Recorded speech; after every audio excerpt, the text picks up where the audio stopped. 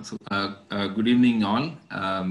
It has been a very great pleasure to be with all of you today evening for the talk by Dr. Sham S. Kakar on the mechanism of cancer-induced cachexia. So, and it is my privilege and a great pleasure for me to introduce him today evening. So we have been going through his biodata, which is very, very enriched and which any professor or researcher could dream of. Briefly, I will take few minutes. I will not be able to cover all his achievements and records, but I'll try my best. It has been really very tough for me to compile his CV to speak in a few minutes time. So his present academic rank is a professor in University of Louisville.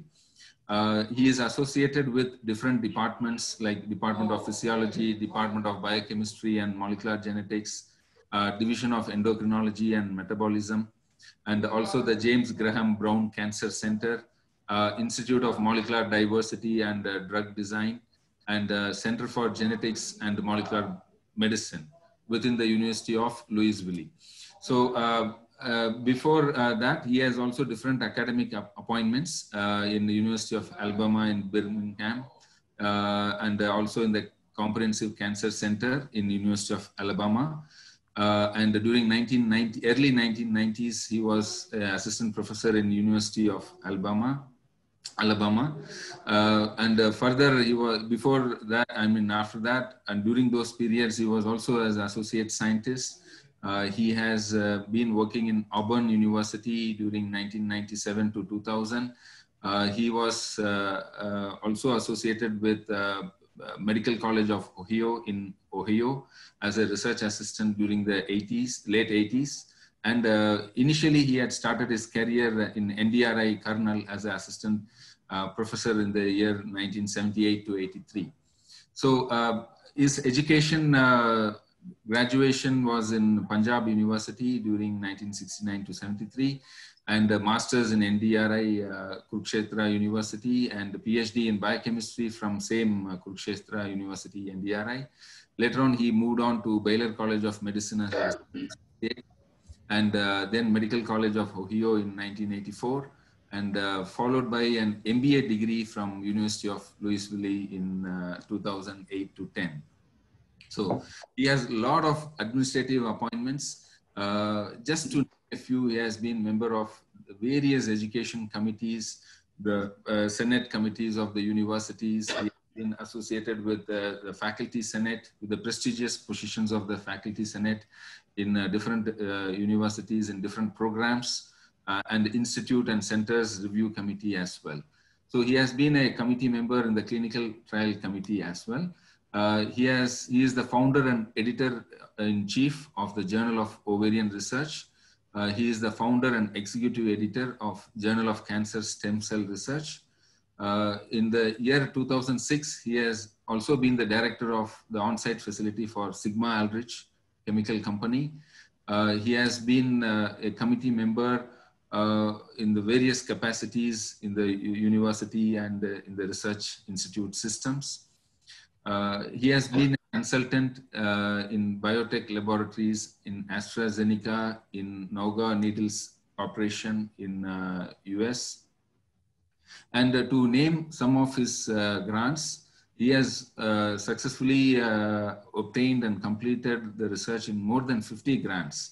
So most of the grants are from NIH sponsor. Apart from NIH, it is also from James Graham Brown Cancer Center grant, Unbridled Charitable Foundation grant, Comprehensive Enhancement grant under the University of Louisville, KSTC FACE grant for combination strategies for the management of ovarian cancer. He has got basic research grant under the School of Medicine in the University of Louisville.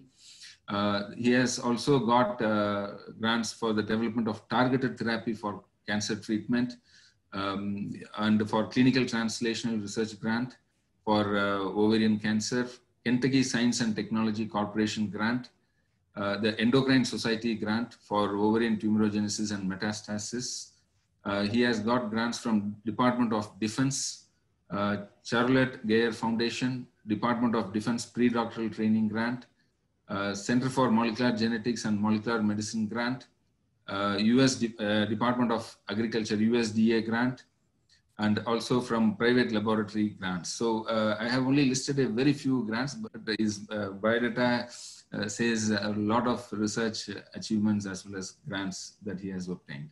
He has got 3 patents to his credits for methods for treatment and detection of cancer, and for methods for primary and metastatic cancer diagnosis and treatment, and so etc. He has technology licensed under his credit, Lambda Phase 1 Lambda DNA purification kit, which is commercialized by Biotech, plasmid DNA purification kit, licensed baculovirus expression system expressing GnRH receptor to AstraZeneca. He has been involved in 1 clinical trial which is underway on the combination therapy with liposomal doxorubicin and butyrfen A in recurrent ovarian cancer. He has very rich and long teaching experience in various capacities in India as well as in abroad. He has been a professional member or associated with professional societies like American Association for the Advancement of Science, American Association for Biochemistry and Molecular Biology, the Endocrine Society, American Association for Cancer Research, and the International Society of Oxygen Transport. He has been a member of the Grants Review Committee in many of the grants and the organizations. He has also obtained a lot of awards and honors, starting from his high school days in 1969 into the different government systems in India like ICAR Pre-Doctoral Fellowship, then Government of India Merit Award during the 1970s. And he got Baylor College of Medicine Research Associate Fellowship during the 80s. Then John R. Durant Award for Excellence in 1990s. He is listed in WHO's WHO, America's Register of Outstanding Professionals and Marquis, Who's Who in Medicine and Healthcare. He has also displayed his research work in Kornhauser Health Science Library, University of Louisville. So these are some of his achievements. In the editorial service, as I mentioned before, he is the founder and editor-in-chief of Journal of Ovarian Research, editorial board member of Stem Cell Reviews and Reports. He is also involved in different journals like Molecular Andrology at the editorial board level as an editor or as an associate editor in Cancers, International Journal of Research in Pharmaceutical Science, Advances in Reproduction, Molecular and Cellular Neurosciences, Life Sciences, Clinical Translation Medicine. So these are few journals to name. So he has been reviewer in more than 50 journals, including leading journals like Nature, PLOS ONE, Cancer Letters, Oncotarget, Molecular and Cell Biology, Phelps Letter, Molecular Cancer, Cancer Research, etc. So he has more than 125 publications in highly peer-reviewed international journals and then book chapters. So these are a few of these achievements that we could, compile it in a short time. Yeah, thank you, sir. Thank you, Dr. Kumar, for your wonderful and elaborated introduction. I really appreciate, and I really appreciate everyone for coming to the seminar. I hope we could be face-to-face, but we are going through a difficult time. So the only way we can communicate our talk is by Zoom or webcam or whatever device everybody's using. But seeing that 180 participants is really amazing. I'm very, very honored to talk today. So thank you, sir. I know Dr. Rao from being a founder and editor-in-chief of the journal. And I published one paper in his journal and wish we could publish more. And sometime in future, I'd like to visit the university and see him face to face. So with respect to my talk today, I hope I never given a talk on Zoom. Face-to-face is different. You can ask question, I can ask question. So that's a better way of doing, but of today, we don't have any other way except going on Zoom. So you can stop me anytime you have a question. I don't mind to be interrupted. Excuse me. So for the last 30 years, I've been working on ovarian research since my training was in endocrinology to start with, in reproductive biology. So I focus on ovarian cancer and published good number of paper. For the last 2 years, I've been working on a cancer-related field, which is known as cachexia. Cachexia is a very common syndrome or disorder in patients who suffer from cancer. But this is very, very understudied field. The reason is nobody really pays attention to the cancer patient except treating the cancer. And the cancer patient feel weakness, they feel fatigue, and lose muscle, lose weight. But everybody thought that this is because of cancer, but there's a cancer associated, which we call cancer-induced cachexia, and it caused 20 to 30% of the death independent of the cancer by just cachexia itself. So the slide first is the is the institute where I worked, University of Louisville, and my lab is in one of those labs shown in this building. This is a nice building, and we have a cancer center. I'm part of cancer center, and we have 300 faculty. So we collaborate with each other and go from there. So as I mentioned, my area of study is ovarian research. So if we look the ovary in a cycling woman doing reproductive cycle, so we have the perimordial follicles, which are primary follicle, which grow and reach to the Graafian follicle and ovulate. And once ovulation happens, it's filled up with the stromal cell, granulosa cell, and forms a corpus luteum, which secrete two major reproductive hormone, estrogen and progesterone. And then if pregnancy happens, this corpus luteum keep active. However, if pregnancy doesn't happen, this demise and new cycle is started. So that's about the normal physiology of the ovaries. But almost 24,000 female in US get ovarian cancer, and 70% of them die with it. The initial treatment for ovarian cancer is surgery, where both the ovaries are removed, and in some cases the uterus and fallopian tubes are removed if there are any cancer cell hiding there. So reoccurrence is a major problem in ovarian cancer. It happens because of the resistance of the first line chemotherapy, which is a cisplatin, a combination of carboplatin and paclitaxel. Its response rate is very high. Excuse me? Yes, sir. This slide share view is more clearer. Earlier, some part of the slide was hiding, but now it is back to normal. It's normal? Yes, sir. Now this slide share. Sir, actually, sir, slide show has not been there. No, you can maximize the slide also. Still. Let's see if we can. You can just click on the slide show, no, then it will be maximized. Otherwise, just leave it. No, I think it is okay. I did. It went on other screen. It's okay. It's okay, yeah. Sir. Please leave it, sir. Unnecessary problem. Okay. Okay. Yeah. Please leave it, sir. But you can see it even though it's not full screen. Yeah. It is clear now. Yes, sir. Okay. So ovarian cancer happens in both the ovaries, and cisplatin resistance is a major problem. And once cisplatin happens, they go for second line like Doxil and some other. The resistance due to cisplatin is because of the cancer stem cell. the cancer stem cell are chemo resistance as well as radio resistance.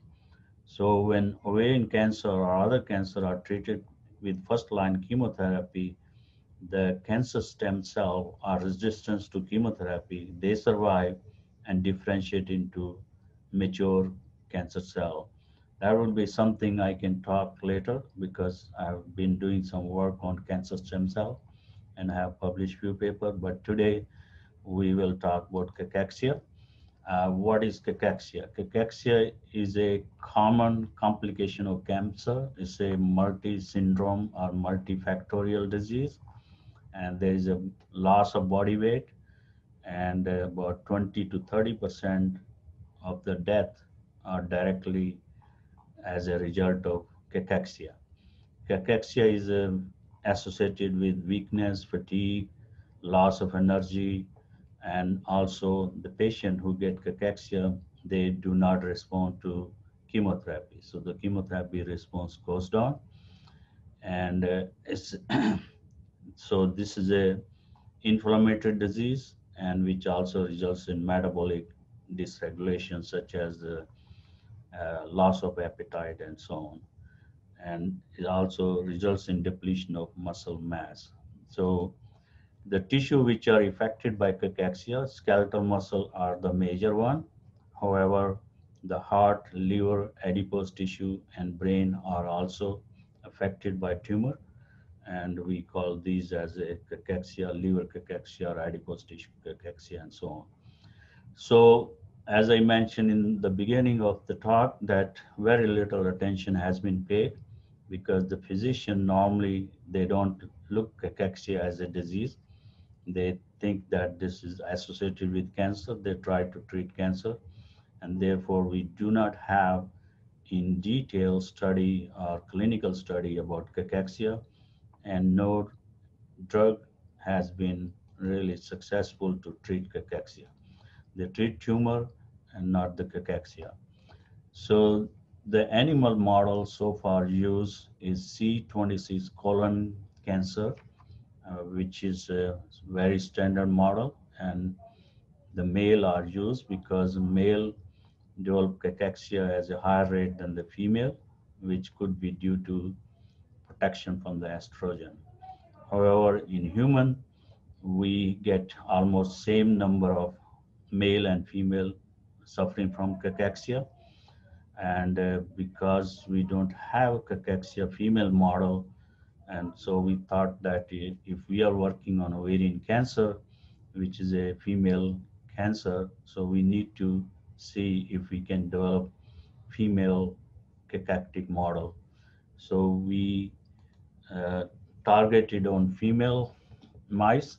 We use NSG animal, and these animals we injected with the ovarian cancer cell line A2780, which is a highly metastatic cell line and also very aggressive in formation of tumor. And to avoid the rapid growth, normally we inject 1 million cell in the peritoneal cavity to give a cancer if we are studying the drug effect or other. But in this case, we wanted to slow down the growth of the tumor, so we went down to 800,000 cells per animal. So these are injected into the peritoneal cavity. The reason we adopt this model is that, as I said, that in ovarian cancer, the ovaries or cancer is removed surgically, and before it's removed, the ovarian cancer cell, they disseminate to the peritoneal cavity and form a liquid cancer.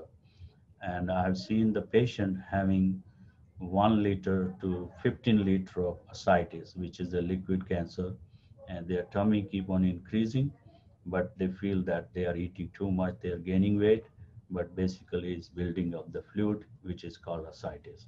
So ascites contain a lot of cancer stem cell, which are big problem for treatment and result in reoccurrence of cancer.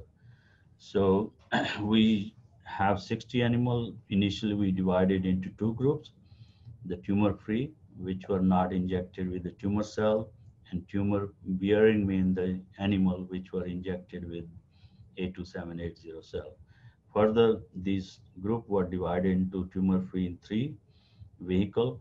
WFA stand for Vidafirin A, and Vidafirin A I'm going to introduce what it is, and 2 milligram and 4 milligram, and tumor-bearing animal also were treated with vehicle and 2 milligram and 4 milligram of Vidafirin. So what is Vidafirin? Vidafirin is really a steroidal lactone. It's extracted from a plant called winter cherry or ashwagandha, which is very commonly used in India and is known for its anti-cancer property as well as for anti-inflammatory property.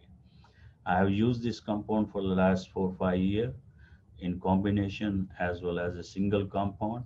It's really very potent and has no known side effect. So it's very good, and I have put this compound in clinical trial, but due to COVID, we have to delay it. And so if we look the experimental design, so after we receive animal, we let them sit in the animal facility for a week to really accumulate or get used to the environment. Then after 1 week, we took these animal and did the grip strength. Grip strength is a measurement or the way we can find out the muscle strength. Then injected with the A2780 cell to generate peritoneal tumor. And after 1 week, we did the grip strength again and then started treatment with WFA 2 milligram or 4 milligram. So there are 3 groups: vehicle, 2 milligram per kg and 4 milligram per kg. So every week, end of the week, we measure grip strength, body weight, and the Vidafirin was given twice a week. So these, you can see that every 3 days or twice a week. So after 4 weeks from the start of the experiment or injection of the cell, we sacrificed the animal and collected blood and other tissue to do biochemical analysis. So the grip strength is measured very specifically by grip strength meter, and we did both the forelimb as well as total grip strength. In forelimb, we have this kind of grid where we allow the animal to catch the forelimb to this rod and try to push from the tail, and the strength required to really detach the animal from the grid is the grip strength, so which is measured by the meter. And forelimb, we have another kind of grid, and we put the animal on this one. Animal can use all 4 legs to catch the grid, and we try to push it. In this case, it requires a lot more strength, and whatever strength is required to really push the animal to leave the grid is measured by the meter. So that's called total grip strength. So day 1, before injection of cell, so what we saw, all animals showed very consistent grip strength, forelimb as well as total grip strength. And there was some variation which is expected from animal to animal, but this variation was not significant. So this is tumor-free, as I said, 30 animal, and then tumor-bearing animal, which were going to be injected with the ovarian cancer cell. So there was no really any difference in total grip strength as well as forelimb grip strength. So after 4 weeks of injection of animal with the ovarian cancer cell, we sacrificed the animal and we took the body weight. This body weight is the final body weight minus initial body weight. So this basically, you can see the increase in body weight from the start of the experiment. And if you look the animal which were not injected with tumor cell, the body weight was very much same. The animal which were injected with tumor cell lost the body weight, and treatment with WFA retained back or it's recovered the loss of body weight. And this body weight was measured even though because of the growth of the tumor, the animal body weight was increased because of the tumor, but we took out the tumor, especially the visible tumor, not the metastatic tumor, which is very, very hard to take out, and we could recover the loss in body weight. And the tumor we took is the one which was visible tumor. There were a lot of metastatic tumor in intestine and ovary and other tissue. And this is the only the visible tumor which was in peritoneal cavity, and tumor weight was high in untreated animal or vehicle treated animal, and WFA treatment suppressed the tumor growth, which is shown here. This is the control vehicle treated, and these two are the WFA treated animal tumors. Ovary is a site for metastasis, the first site for metastasis for peritoneal cancer. So if you look the normal ovaries, they were very, very small, close to 4 to 5 milligram. And in control, we have a large tumor, a large ovary, which are metastatic ovary, and treatment with WFA did not completely eliminate metastasis, but definitely it retarded the metastasis. As a result, the ovarian weight was decreased, which is shown here. So the next one, we looked if there was tumor anywhere else in the body, and loss of gonadal fat is another marker for development of cachexia. So what we saw, the animal which had tumor, the gonadal fat was completely gone. This is the gonadal fat I'm talking, that the fat which surround the ovaries, they were completely disappeared, which is another sign for cachexia. And there are some estrogenic sites, for example, the abdominal fat and the fat over the spleen, and we could see the tumor growth there. So the estrogenic fat was very responsive to the tumor. Now, going to the grip strength, as I said, we measure grip strength every week. And if we take this group, the week 1, the forelimb grip strength. So this is the control vehicle treated tumor free animal, and the tumor bearing animal. This is the average for 30 animal, which was completely highly significantly reduced. So that means the muscle lost their strength, which I will show you that they lost the muscle mass. Total grip strength was same way, and this is for the control, and these are the tumor bearing animal, which was significantly lower compared to. So then we start injecting the WFA, and every week we did the group strength. Week 2 is after injection of cell, but after 1 week of injection of WFA. If we look in control group, this is vehicle treated, and these two are WFA treated, not having the tumor. So what we saw, that WFA not only retained the grip strength, but also increased the grip strength. So in other words, WFA by itself, building up the grip strength, that means it increased the muscle mass as well as muscle strength. In case of tumor-bearing animals, you can see this group, which was treated with vehicle, the grip strength was reduced highly significantly, and treatment with WFA bring back the grip strength, slightly lower than the control, but it was highly significant compared to the vehicle treated. So same thing was for total grip strength. So total grip strength also was increased on treatment in WFA in control group, and also retained back the grip strength lost due to the tumor. So this is very interesting information that WFA, even somebody does not want to use it at for tumor treatment, but by itself can increase the grip strength, that means the muscle strength. So similar thing, observation we had after week 3, that's 2 weeks of injection of WFA, and same thing over total grip. So this is 4 week, which is the last week or end of the experiment, we had a significant increase in grip strength in control animal on treatment with WFA. And again, the tumor animal showed significantly lower grip strength, which was retained back by WFA treatment. This is forelimb and this is the total. Now, we want to see what really is happening. This grip strength is just putting the animal on the meter and pulling it and seeing how much pull you require to have the animal to leave the grid. So we did the histology.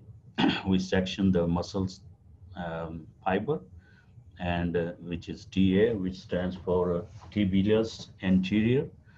And what we saw that if you look the tumor-free animal, which is a control vehicle treated, this is the muscle cell at higher magnification, and treatment with WFA, if you compare the area or the size of the cell was increased, and for 4 milligram it was also increased. In tumor animal which generated the tumor, if you see the size of these muscle cell, they were significantly lower compared to the control, and treatment with WFA brought back the cross-sectional area with 2 milligram or 4 milligram. So this was not happening only at physical level, but at cellular level, we could see the changes in the grip strength. On quantitation basis, if we look here, as we saw the grip strength, in control animal, grip strength was increased on treatment with WFA, and here is a cross section of the microfiber. Myofiber was also increased. And in tumor animal, same thing. The cross sectional area was decreased significantly, but it was reversed back by WFA treatment. And this is a minimum farad diameter, which is a control measurement, and we saw similar thing here. So we are highly confident that what we saw physically, we could also demonstrate at cellular level. So we have this muscle marker, myofibril atrophy, because of the cachexia, the muscle cell die, and we have some marker to see the expression of this specific protein or the muscle cell. This is called myosin heavy chain type 2A, myosin heavy chain type 2B, and this is type 1. So type 1 is not involved in muscle conversion of cell to the muscle cell, where type 2 is involved. So if you look in control, we have high level of expression of type 2A and type 2B, and which was reduced on tumor treatment. Type 2B was not involved in muscle buildup. So that's why we don't see much difference between control and the tumor. WFA retained back the expression of myosin heavy chain, which is very clear here, and this is the merged figure. Quantitation is done here. As I said, type 1 is not involved in building the muscle, so there was no change on vehicle treatment or WFA treatment in control as well as tumor bearing animal. Type 2A, which is involved in building the muscle cell, this is the control, which was reduced when tumor was generated, and then it even went over in WFA treated animal. Type 2X is not that critical in building the muscle.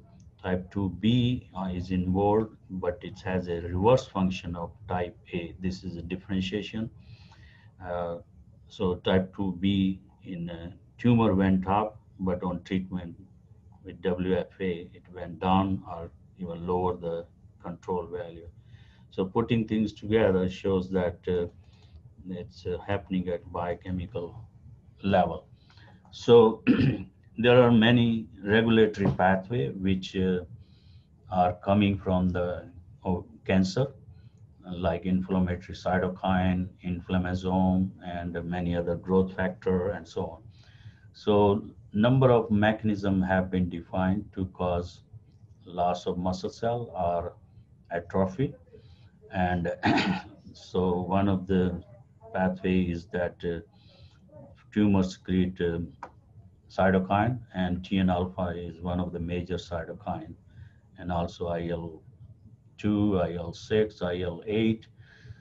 You just name all the cytokines are coming from the tumor. So in case of TN-alpha, it binds to its receptor. It has two types of receptor, type 1 and type 2, and activate the NF-kappa B pathway. Activation of NF-kappa B pathway phosphorylate 2 protein, P65 and P50.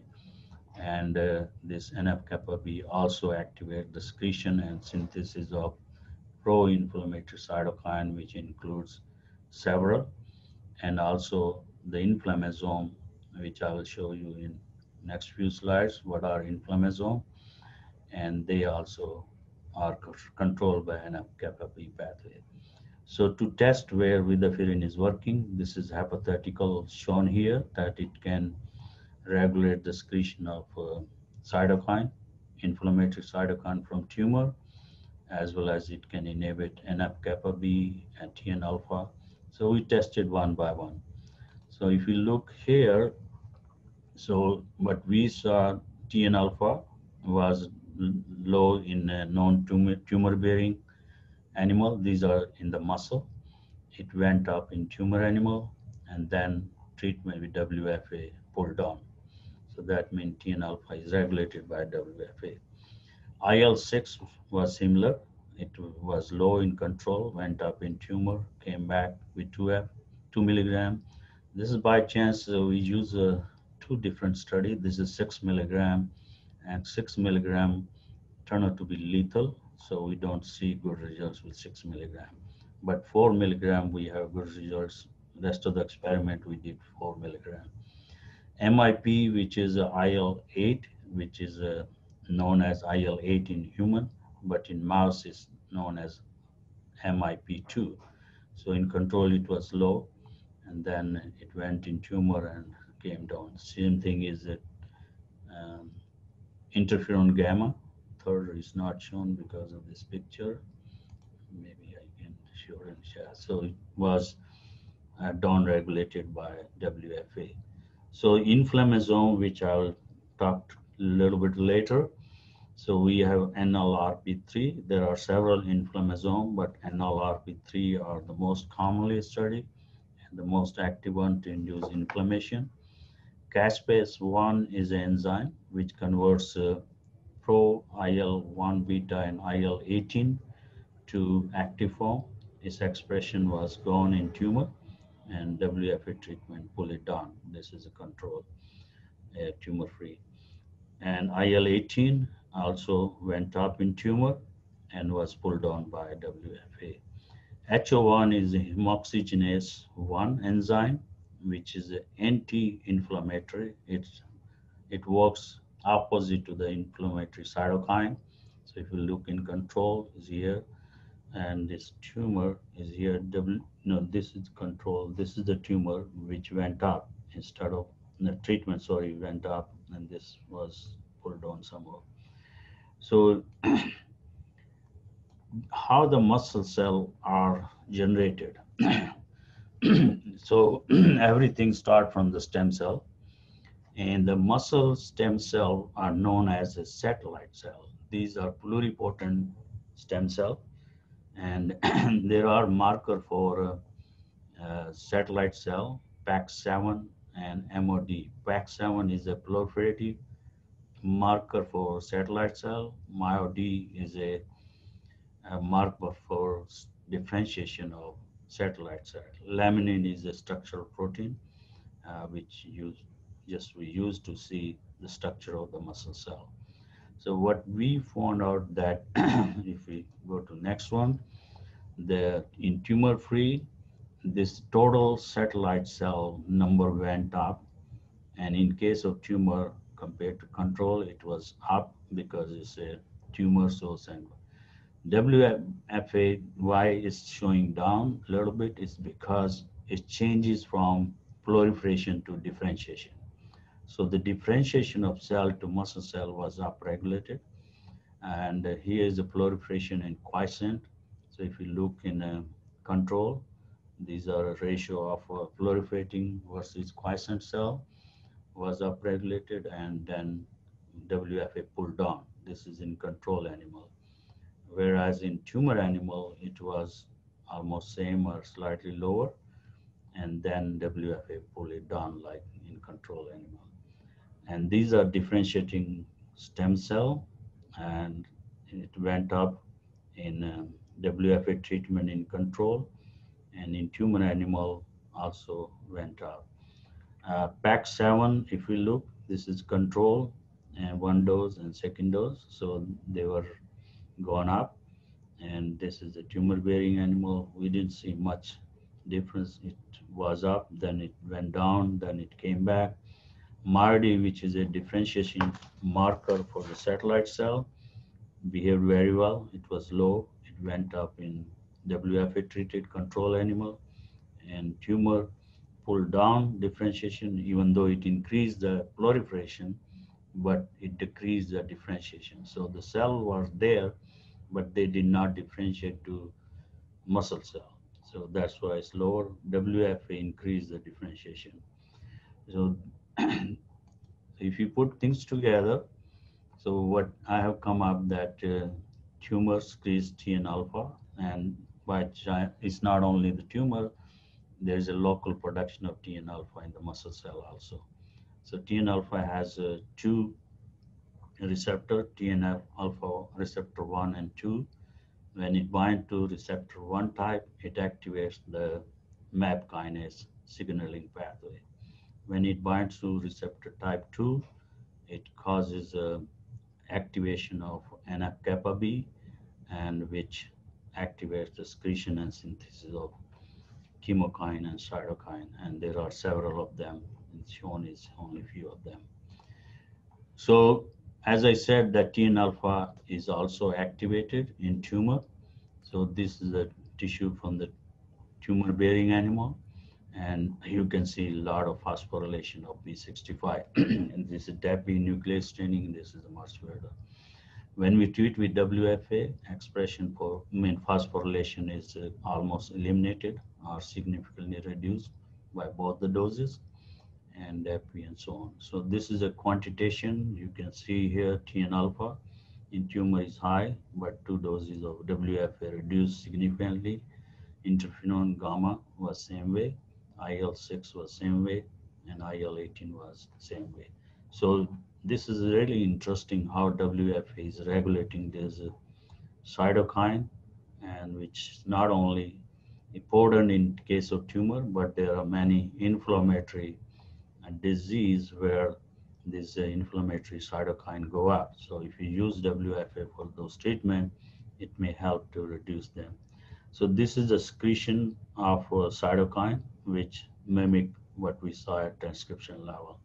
So what we saw over here is just really matching up with that one. So inflammasome, what are inflammasome? Inflammasome are the particle which cause inflammation, are the major source of inflammation.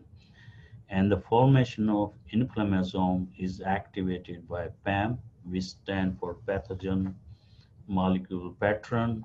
DAMP stand for damage molecule pattern. So in dying cell, these molecules are secreted, or if somebody has an infection or a bacterial infection or viral infection, they also part of this PAM and DAM. And ATP is another molecule which also cause inflammation. And what we saw in our study that in tumor-bearing animal, ATP in circulation was upregulated, which we'll show in different slides. And there is a potassium flux which can also cause inflammation. So ATP binds to its receptor, P2X7. There's another one, P2X4. And when it binds to its receptor, the other molecule, this PAM and DAM, they bind toll-like receptor. And then there are other molecules which also activate, such as ROS and so on. So when they activate intercellular mechanism, there are molecules ASC, caspase 1, and inactivate inflammasome. NLRP3. They form a complex which is called inflammasome, and once this complex is formed, the Cas1, pro-Cas1, which is inactive, get converted into active form called active caspase 1. The active caspase 1 activate a conversion of pro-interleukin 1 beta to active IL-1 beta and pro-IL-18 to active IL-118. There is another molecule called gadsmin, which is also activated by inflammasome. Gadsmin forms a pore in the membrane. As a result, secretion of IL-18 as well as IL-1 beta is increased, and these are two major inflammatory markers. So this is the inflammasome, which is a complex of ASC, caspase 1, and NLRP. There are other also like NLRP1 is the second major one, but NLRP3 is the most commonly used. So if we look at the cellular level, histologically, so caspase 1 was highly expressed in tumor, NLRP was highly expressed, and this is Dept, and Vinaferin almost eliminated or pulled down significantly. 6 milligram was not very effective, but we have result recently with 4 milligram that shows very much close to the 2 milligram. So at cellular level, we could see, and this is the IL-1 beta, IL-18, HO1. IL beta was highly expressed in tumor tissue, in the muscle, in the animal tumor bearing, and it was pulled down by 2 milligram as well as 6 milligram. HO1, as I said, is a opposite to the cytokine. It was very low in tumor tissue or muscle cell, and then it went up on treatment or WFA. So this is the thing what we taught, and we proved that WFA down-regulates the TNF-alpha from the tumor as well as muscle cell. So this mechanism is reduced or lower, and as a result, the excretion of cytokine or synthesis of cytokine is reduced by WFA, and inflammasome formation is reduced. As a result, IL-1 beta as well as IL-18 level are also reduced, secretion as well as at transcription level. So we proved this hypothesis. Now, there are other mechanisms which cause muscle cell death, and which is ubiquitin protein synthesis, protein catabolism, and so on. So we looked some of them. I'm not going to go in detail because we have to do other stuff, but we looked the intermediate molecule in the pathways. So there was a regulation in tumor. They went up, some went down, and they were treated WFA. They really regained back. Like PERK1 is the protein synthesis marker, and this, if you can see, they all were responsive to WFA. This is another pathways, autophagy and bacterial or MAP. So they were all regulated by WFA. So this is a systematic representation, and we have not studied all the molecules, but some of them we have studied, and rest of them we are studying. Like PERK, we study PERK, we study phosphorylation of PERK, NF-kappa B, TNF-alpha, IL-1 beta, XBP1, IR1 we have studied.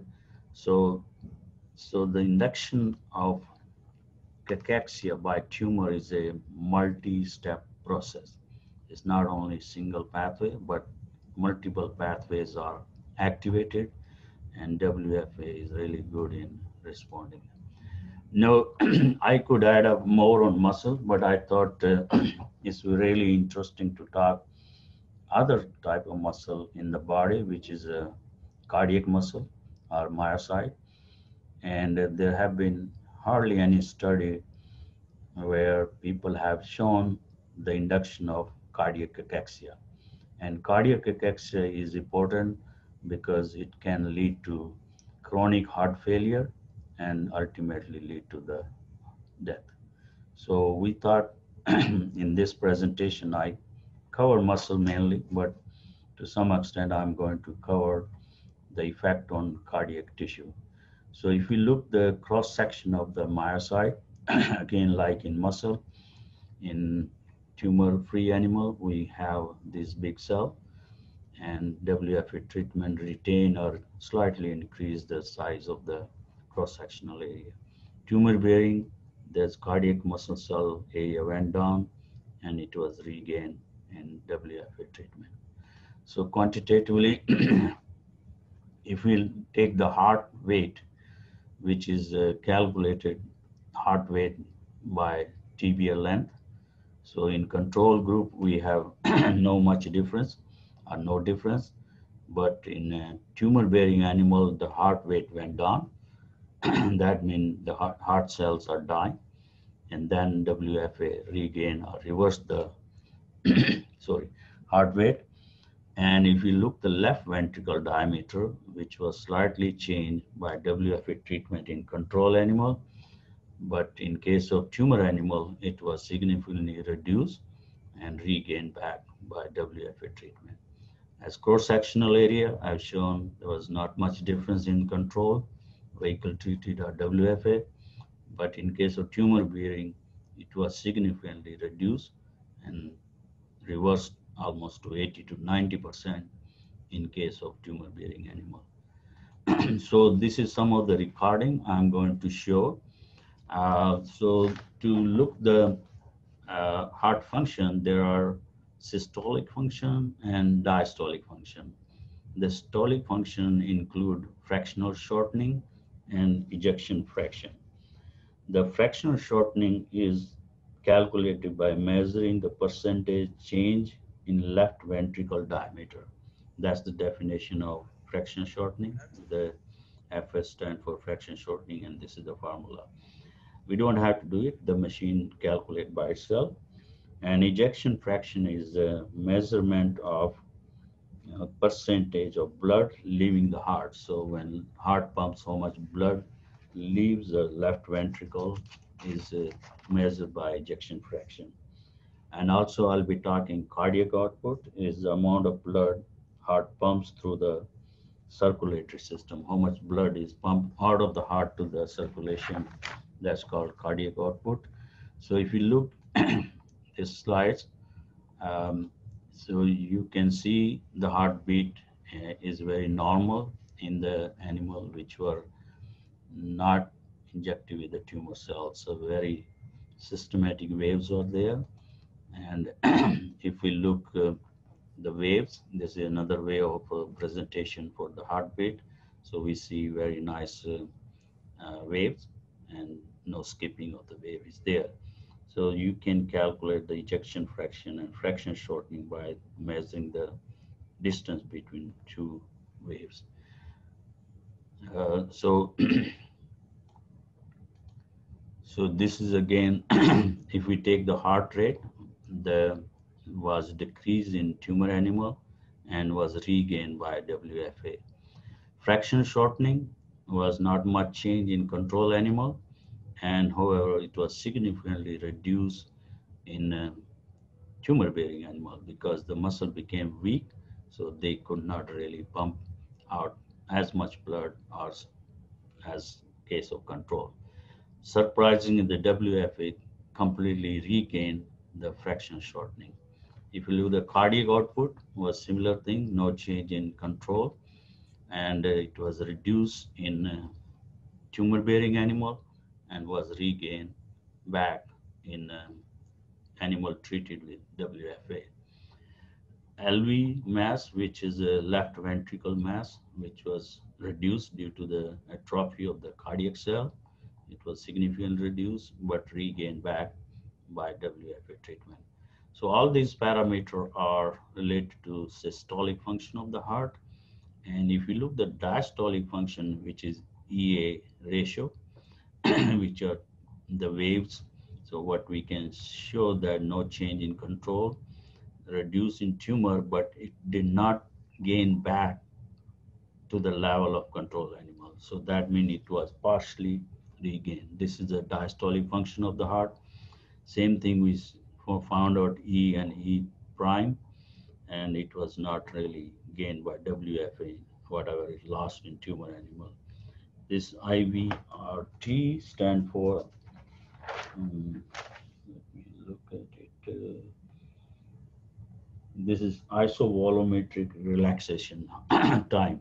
So how much time the heart takes to relax once it pumps the blood. So no change in control. It went up. So it takes more time to relax the heart in tumor animal, and attenuation was not really great by WFA. So what we can conclude from here, that systolic function was completely retained or reversed by WFA, where diastolic function was partially regained or retained by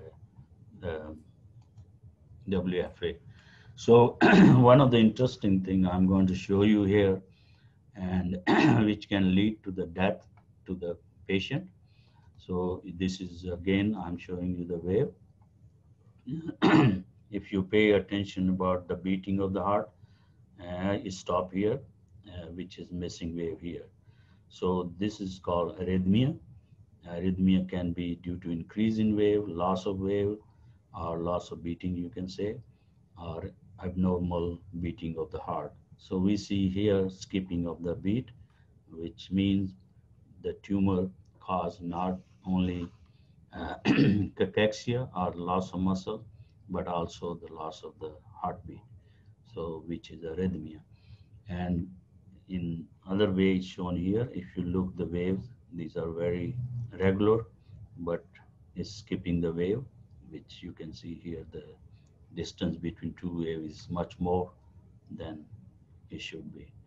So more clearly, I'm going to show you how WFA is working. So if you look, this is a control animal, and you can see the nice timely wave or beating of the heart. And if we go here, which is an animal, and we found in all 10 animals, there were 10 animals in each group, you will see that it will stop. See, it stopped here, and the analysis showed missing of the wave. I can show you again. So nice regular beat, stop, and then it comes back. So that means the tumor is causing the arrhythmia, which can lead to the chronic heart failure. With WFA, if you look, we don't have any skipping in all the 10 animals we measured. And this was done for a long time, 30 minutes recording. And we saw no, but we saw very consistent loss of beat in tumor animal. This is 2 milligram and 4 milligram. So both of them regain back the heartbeat, which is very important function of WFA. And that's what I was talking, that if we have chemists in the department, or we knew some chemists, we can make some derivative of WFA so that we can use less dose, which could not only treat tumor, but also can treat heart failure. And this is another way of presentation, E and A waves. So if you see the in control animal, E is bigger than A, and with different treatment didn't change much, so it retained the size of the E and A wave. But if you look in here in tumor animal, the AE is reduced and A is increased, and WFA did not gain completely. It helped, but partially to regain the E wave. So this is a diastolic function of the heart, which is shown here. See, no change in control animal, reduce in tumor animal, and then WFA gain, but not to the level of the control. So that was a partial gain. This is week 4, and then EEA, which is another ratio to measure the diastolic function. No difference in control animal, reduce in tumor and regain back, but not 100% regain. It's better than this, but not 100% regain. So, as I said, the cross-sectional area, and which is normalized to this is the heart rate, or normalized to tibial length, and this already I've shown that tumor reduces and then it gains back. Cardiomyocyte cross-sectional area, theoretically or analytically, no difference, reduce in tumor and regain back. Troponin 1 is a major protein, is a contractile protein. And anytime there's a ischemia or cachexia, this troponin level goes down. So we can see nicely in case of cardiac muscle, this was highly reduced, but it was regained back or reversed on WFA treatment. My MHC alpha is an adult form of myosin heavy chain, and MHC beta is a fetal form of myosin heavy chain. So in case of control, no difference, but alpha, which is a what happens that in cachexia, the muscle go from oxidative metabolism to glycolytic because oxidative is disrupted. So they use the glycolytic pathway more. So in case of this adult, this went down and regained by WFA, and whereas the fetal form was increased and then it was decreased by WFA train. So it reversed the MHC alpha to beta, but on treatment with WFA, it came back, which is a really very important function for the contractility of the heart. Now, to look for the mechanism, I'll just take a few more minutes. I'm almost close to finish. If we look for the mechanism, angiotensin 2 is a major regulator for heart function, especially the blood pressure regulation. And in tumor, angiotensin 2 increase the cell proliferation and angiogenesis. So it has a dual function, not only blood pressure regulation, but also regulating the tumor growth. Angiotensin 2 comes from the angiotensinogen, which is produced by liver and get converted to angiotensin 2 by enzyme renin, which is coming from the kidney. So if you look the expression of, and I mean, this is the measurement in circulation. So it was increased in a tumor animal and was decreased to some extent by WFA treatment. Angiotensinogen was more responsive. It was high in tumor, but went down on treatment with the WFA. So angiotensin 2 works through two receptors, AT1 and AT2. In case of rodents, we have two isoform of AT1, AT1A and AT1B. And almost 30 years back, I cloned the receptor for AT1. And in rodents, we found a two from A and B, but in human, we have only one AT1. So there's no AT2 or A or B, so there is only one. So if you look the expression of AT1A, it was increased in tumor. As I said, it's involved in the cell proliferation and metastasis or angiogenesis. AT2B was also increased with different decrease. AT2R, which has a function opposite to AT1. AT1 activation causes vasoconstriction, and activation of AT2R causes vasodilation, so which is opposite to constriction.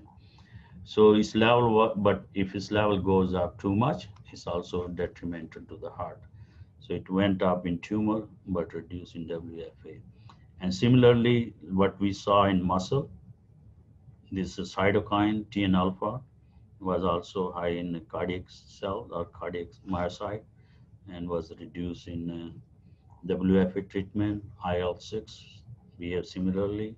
MIP, which is IL-10 in human, mouse is IBN, was same way. And interferon gamma was also reduced by WFA. It went up in tumor.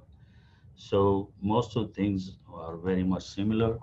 So the ubiquitin proteasome, which is a protein degradation pathway, and it has two downstream genes called mpox and MRF1, so which results in degradation of protein. So if you look here, control, no change, but in tumor, its level went up. That means degradation was activated, and WFA reversed the degradation. MRF1 is another molecule which was upregulated in tumor, but attenuated in case of WFA treatment. So that means the protein degradation or synthesis is also being regulated by WFA. So other molecule which I said is involved in inflammasome is ATP, and whenever there is a cell death, there is an increase in ATP in the circulation. So if you look here, this is a tumor animal, this is a free animal, this in the circulation was increased in tumor animal, and WFA treatment compared to vehicle was decreased. ATP works through two receptors, P2X7 and P2X4, and if you look, the expression of P2X7 was significantly increased in tumor myocyte or tumor animal myocyte, and same thing was P2X4. NLRP, just like muscle, was upregulated, then WFA pulled down, caspase 1, these are at transcription level, went up, was pulled on, IL-1 beta, same way, IL-18. HMOX1 is another name of HO1, which has an opposite to the cytokine, and it was down-regulated in tumor, then up-regulated in WFA treatment, so which is opposite to the function of IL-1 beta or IL-6 or caspase 1. So let me go to this. This is what we have studied. So I have shown that in case of cardiac cachexia, angiotensin 2 level go up, and angiotensin can bind to 81 receptor or 82 receptor, and there is another one where it can bind is a TLR4, toll-like receptor 4 with MD2, and activates the NF-kappa B pathway, which can activate the secretion and synthesis of inflammatory cytokine like TNF-alpha, and other one which undergo phosphorylation and works through this other pathway. We found out that ATP also is increased, and which increase the inflammasome. As a result, IL-1 beta and IL-18 is upregulated. So if we put together the muscle and the heart, basically the signaling pathway for both muscles are very much same. And what we saw, WFA has a similar effect on muscle cell as well as on cardiac cell. So this probably is the same mechanism they are using, and for the atrophy of the cell. But so far we have not found out that one pathway is different in muscle compared to the cardiac cell. So maybe in future we will have some more information to differentiate specific pathway. So in conclusion, as I showed, generation of intraperitoneal ovarian tumor in mice results in development of muscle and cardiac cachexia, which clearly shown by grip strength and cross-sectional area of the cells and other marker. Treatment of animal with WFA restore muscle cachexia as well as myocardial cachexia, especially the systolic function and muscle cross-sectional area. WFA reduces cytokine and inflammasome generation by tumor as well as by muscle and cardiac cell. Left ventricle cachexia was attenuated by WFA. Systolic function was completely preserved in cancer-bearing mice. However, systolic dysfunction was improved but not completely reversed. It means that either we need more dose or maybe more time to treat the animal to reverse it completely, which we plan to do it, but we have not done so far. So instead of 3-week treatment, we probably had to go to 5 weeks or 6 week treatment to see if we can completely reverse diastolic function. Arrhythmia was observed in all tumor-bearing animal, and treatment was, with WFA reversed the arrhythmia. So that's what I conclude, and definitely I have to acknowledge the people who did the work. Alex Traven, he's a Ph.D. He's working as postdoctoral fellow under T32 training grant. This T32 training grant is given by NIH to me and one of my colleagues. We are together, is to hire the postdoctoral fellow to train them in stem cell biology and make them independent investigator. The other one, Natya Cal, she's MD PhD.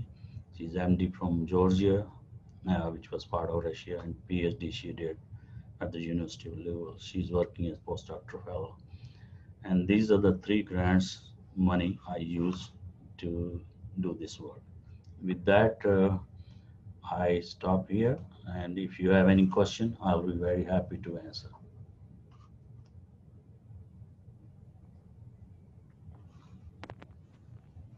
Thank you, sir. Yeah.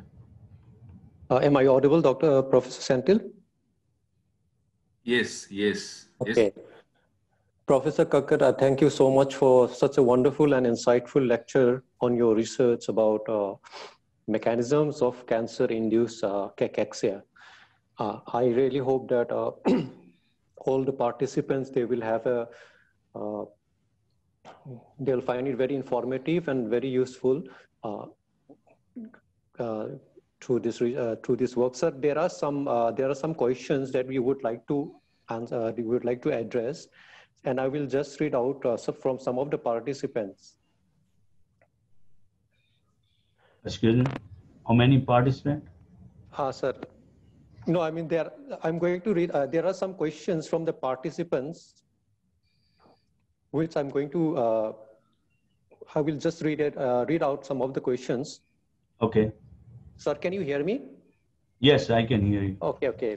So one of the questions that one of the participants is asking is that, sir, why you use the term cancer stem cells instead of cancerous cells? So that's not part of this talk, but I can answer because I work on stem cell as well as cancer stem cell. Okay. The stem cell are present in normal tissue and organs, whereas cancer stem cell are present in cancer only. So stem cell are primitive and they are quiescent, and they come into play when they are required, such as if there's an injury or organ transplant and so on. The cancer stem cell are cancer. We had a different theory. In the past, we used to say that cancer is coming from mutation of the somatic cell, but somatic cells do not survive very long. The new theory is that the cancer is initiated by cancer stem cell. Now, what are cancer stem cell? Are they transformed version of the stem cell, or at the time of embryonic development, they are already there and they are activated as condition or microenvironment changes. The stem cell, cancer stem cell are resistant to chemotherapy as well as to radiotherapy. That's why they survive, and relapse of tumor is there and tumor comes back.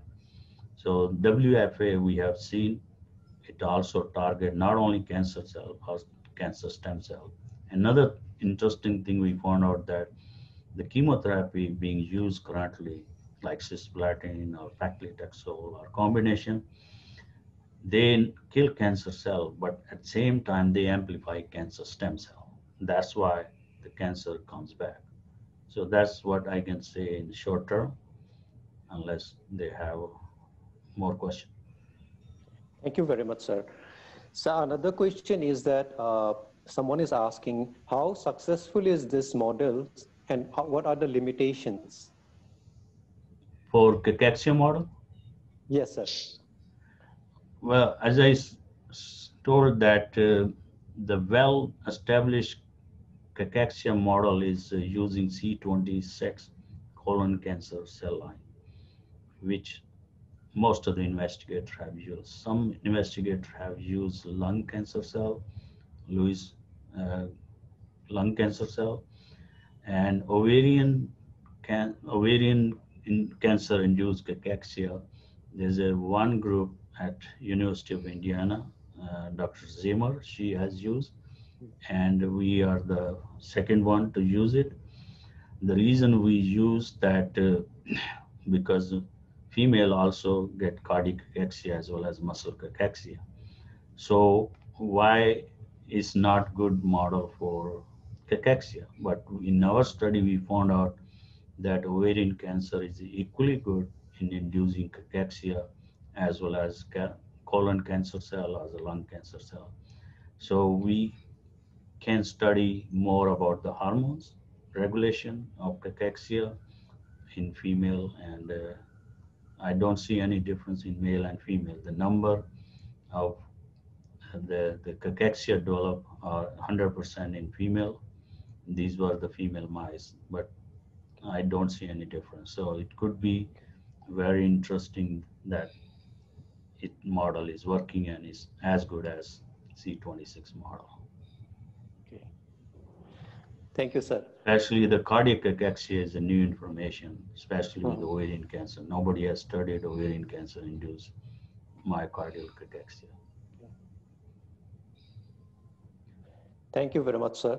Sir, another question is that what are the cause of ovarian cancer? What are the early symptoms of ovarian cancers? What is the cause for initiation of ovarian cancer? Well, that's an unknown question. I mean, nobody knows the answer. Okay, it's across the board. We take the prostate cancer or breast cancer, every cancer. We don't know what triggers initiation. So there are different theories that this somatic cell, as I said, they undergo multiple mutation because the cell are dividing all the time and mutation are built up and ultimately they result in cancer cell. The stem cell theory says that there are stem cells which when they are exposed to different microenvironment, they undergo transformation and become cancer stem cell, which grow and proliferate and differentiate to cancer. Whether the stem cell are coming from cancer stem cell are coming from the cancer, or what stage they are transformed from the stem cell, or they sitting in some organ and one niche is over or microenvironment changes, they start proliferating. So those things are getting clear, but not very clear right now. But cancer stem cell are getting attention and also known as cancer initiating cell. So in my study, I cloned a gene called pituitary tumor transforming gene, which was initially cloned from the pituitary. So what we found out that this gene is a transforming gene. So if you express by using the in vitro system, so the normal cell, if you take the normal cell and express this gene, they become cancer cell. So that may be one of the gene which is overexpressed in stem cell and is also present in stem cell, cancer stem cell as well. So this may be one of the gene which trigger initiation of cancer, but I have not done complete study yet. Okay. There is other gene like MYC and RAS and so on. So. Okay. So, sir, I'll take one more question from my side. Sir, continue with this symptom things. Somebody has asked that whether anorexia could be an early symptoms of cancer-induced cachexia. Excuse me, say again. I didn't hear that completely. Somebody asked whether anorexia can be early symptoms for this type of cancer. Anorexia and sarcopenia, they are two different things than cachexia. Okay. Sarcopenia is I think anorexia is due to lack of nutrition. If somebody is fasting or not getting complete nutrition, there is a loss or the death of the muscle cell that cause anorexia, and it's reversible. So if the person is fully given nutrition required, they can reverse it. Whereas cachexia, unless you give a drug, is not reversible. Sarcopenia is the same way. It's a metabolic syndrome. There's a change in metabolism from oxidative to glycolytic and forms sarcopenia. So that's the difference between cachexia, sarcopenia, and anorexia.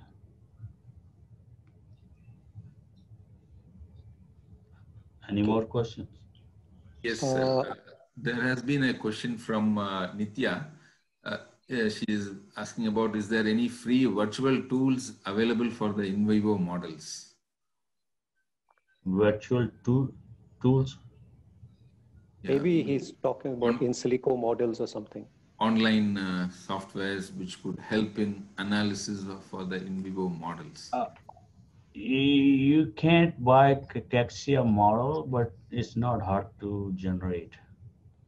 So there's no transgenic animal or knockout animal you can buy which has cachexia or will form cachexia. So far, nobody really has come up with a single gene, a single protein which can induce cachexia. Therefore, there's no transgenic. First of all, this is understudied area. Nobody really believes that cancer patients die because of cachexia. They feel that they are dying from cancer, which is definitely true. But 30% of patients are dying from cachexia, and no attention has been paid to really see that why they are dying. What is cachexia is. If I ask my clinician who attend patient every day, and I said, how many people you think they get cachexia patient? He said, well, that's not a problem. We treat them with drug and they die, some of them. If it's cachexia or cancer, it doesn't matter, they're dying. So no really researcher are more interested than clinician about cachexia. Yeah, there's no model available which you can buy from the market, but you can generate ovarian cancer model or breast cancer or prostate. I believe every model will work. Okay. Any other question?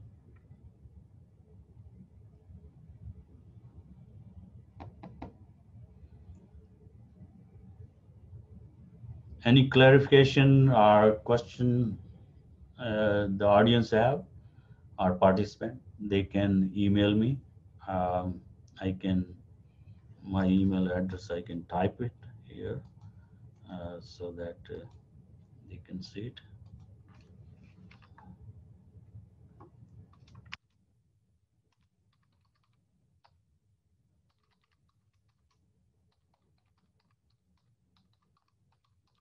This is my email address, so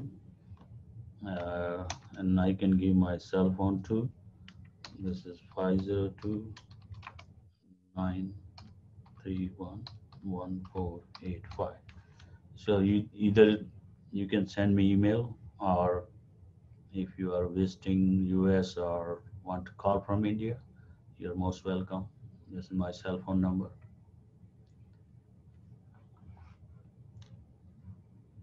Okay, if no more question, we can close. Dr. Rao, any question or any comment? Hello. Okay. There are some internet problems going on, I think, sir. International problem? There is I'll just take one more questions for the last, sir. Sure. Sir, whether WFA will have any effect on the number of mitochondria in the muscle cells? Yes, WFA has a effect on muscle cell. If you remember, or I can go back to the slides, that even in normal rats or mice, what we saw, it build up the muscle. So muscle strength was increased and the cross-sectional area for the muscle cell was also increased.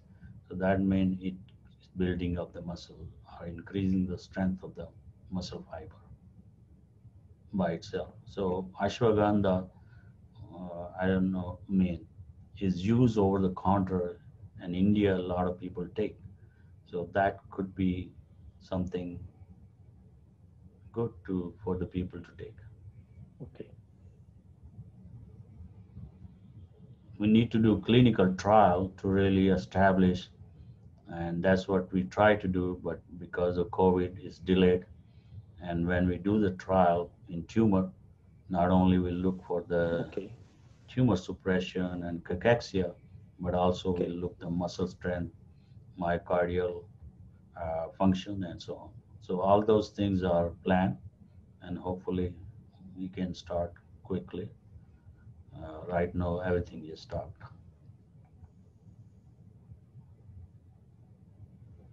Okay, sir. Sir, thank you so much. And I think we will stop the question and answer for now. I think there are some problems with the internet connection with Professor Senthil and other. Anyone has got any questions, you can write to Professor Kakar through email. He has shared his email. So you can write to him. Participants, if you have any questions, you can write to Professor Kakar for clarification. He will reply. I think now you can go ahead with vote of thanks. Sure. You're welcome to write question, and I'll try my best to get back to you. You can call me, and in future, probably I'll come there when I visit India and visit all of you. And it has been really great pleasure for me to present my work. And hopefully when I come to India, we'll have more data. Okay. And Sir, by the way. Thank you, sir. Thank you very much, sir. Sure. Yeah, you have Vaiphei, please tell me. So, sir, by the way, Vaiphei, you have something? I'm just asking something irrelevant to the talk. Okay. Sir, regarding the landfall, you're expecting that Hurricane Laura is there any impact on Louisville or not? Oh yes, Hurricane Laura did a lot of damage. So especially the coastal states, Florida, Louisiana, and Okay. Texas. We have not got any effect here, but we are expecting some rain, Okay. which would be good. Okay. For us. It was A lot of supposed to people land are sometime suffering. today, right?